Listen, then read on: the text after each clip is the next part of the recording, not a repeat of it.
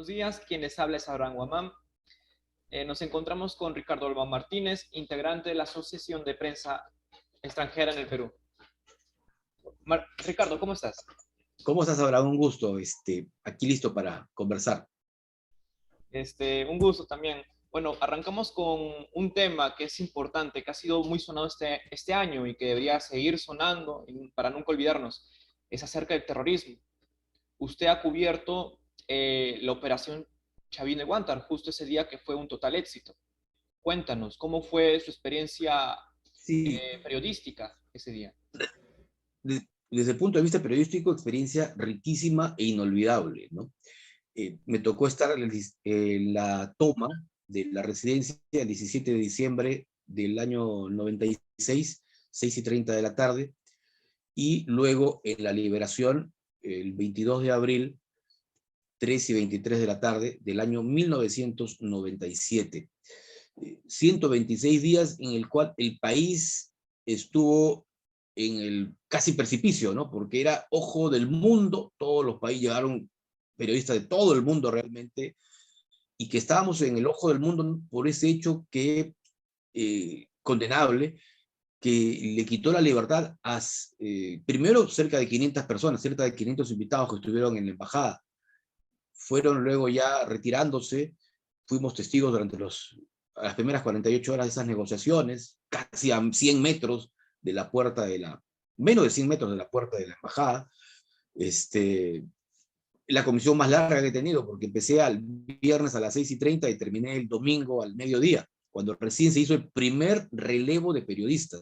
Si tú buscas los videos, los cassettes antiguos, vas a encontrar que los mismos reporteros empezaron el viernes, terminamos el domingo, con la misma ropa, pero con esa emoción, casi no dormimos durante 48 horas por seguir ese paso a paso, ese detalle a detalle de lo que ocurría en esta embajada, liderada en ese entonces por el embajador Morihisa Aoki, ¿no? Una embajada que ya fue demolida y que ahora tiene ya otra edificación en la zona de San Isidro.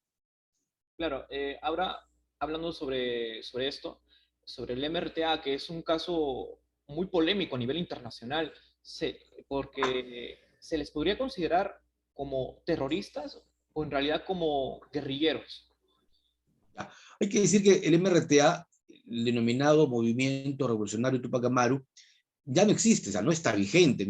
Si no me equivoco, esa acción fue la última del MRTA, es decir, eran los últimos, el último bastión, podríamos decir, de este grupo terrorista, en ese entonces liderado por Néstor Serpa Cartolini, que tiene el MRTA a sus cabecillas presos, claro, Rincón Rincón, que me parece está por salir, los chilenos, Castillo Petrucci y otros más que ya salieron y se fueron a su país, y Víctor Polay, que fue la cabeza principal, que continúa con una sentencia o con una cadena perpetua. Desde el punto de vista periodístico, en el Perú siempre reportábamos al MRTA y a Sendero Luminoso como movimientos o como grupos terroristas que asesinaron, mataron, acabaron con la vida de mucha gente, 70.000 peruanos según la Comisión de la Verdad, aniquilaron, colocaron coches bombas, secuestraron, que digamos fue la principal acción del MRTA. Y desde el punto de vista de la prensa extranjera desde fuera, el MRTA, no Sendero, era visto como un grupo guerrillero, como un grupo alzados en armas, porque decían siempre que había que diferenciar entre terrorismo, que era Sendero, que no daba la cara, frente al MRTA, que era un grupo con uniforme y que sí daba la cara, ¿no? Y eso lo basaban también en las conferencias de prensa que dio, por ejemplo, Serpa Cartolini y sus huestes en el interior de la residencia, ¿no? Hasta en 3 oportunidades, una me acuerdo el 24 de diciembre, a la prensa extranjera y a la prensa nacional también, dando a conocer sus planteamientos, ¿no? En ese momento. Entonces, esa es la gran diferencia, ¿no? En el Perú siempre reportábamos como grupos terroristas, mientras que desde el extranjero, basados inclusive en lo que decía la Cruz Roja Internacional, de que este era un grupo guerrillero, ¿no? Pero que cometía acciones subversivas, terroristas, ¿no? Claro. ¿Podrías decirnos cómo así la Operación Chavín de Guantar logró ser logró convertirse en la operación con mayor éxito a nivel mundial. Claro, fue catalogada por los grandes países, por los grandes militares de Estados Unidos, de Gran Bretaña, de los países líderes mundiales, como una operación exitosa. Y exitosa porque prácticamente fue, como dicen, impecable. Una operación de ese tipo, en ese entonces, en cualquier otra parte del mundo, con la cantidad de rehenes, hubiera sido una operación sangrienta, ¿no? Tanto de los dos lados, ¿no? De las fuerzas del orden como de los terroristas. ¿Por qué? Porque se iba a producir un enfrentamiento. Y el nivel técnico y táctico con la que se preparó la operación Chavín de Enguántar permitió que la totalidad de los rehenes fueran liberados, a excepción del vocal supremo Yuste Acuña, quien murió justamente a consecuencia de un disparo, de uno de los pocos disparos que pudieron hacer los emerretistas, ¿no? Al momento en que se produce la intervención. Y la otra víctima fue uno de los integrantes justamente de las fuerzas del orden, que era además seguridad presidencial, él era el seguridad personal de Kenji Fujimori en ese entonces, y participó de la operación. Es decir, fue estratégicamente tan bien planificada y ejecutada que la consecuencia fue dos víctimas, pero el resto salió, algunos con heridas, como el canciller Tudela en ese entonces, pero que se pudieron recuperar. En otros países se desarrollaron operaciones similares con desgracia, una gran desgracia, ¿no? Con numerosas personas muertas, ¿no? Entonces, por eso ha sido catalogada como una de las mejores. No sé si hasta ahora mantiene el primer lugar, pero era una operación impecable. Hasta ahora tiene ese puesto la operación, Uh -huh. pero ¿qué Incluso se podría? han hecho películas también, ¿no? Claro, es que es algo, es un hecho histórico que no debemos olvidar, es muy importante. ¿Y podrías decirnos respecto a esto, tú crees que el terrorismo está resurgiendo actualmente, en pleno 2021, después de una larga, bueno, una corta época con paz, se puede decir, ya que en el Brain hubo asesinatos por supuestos integrantes de Claro. esto? Claro.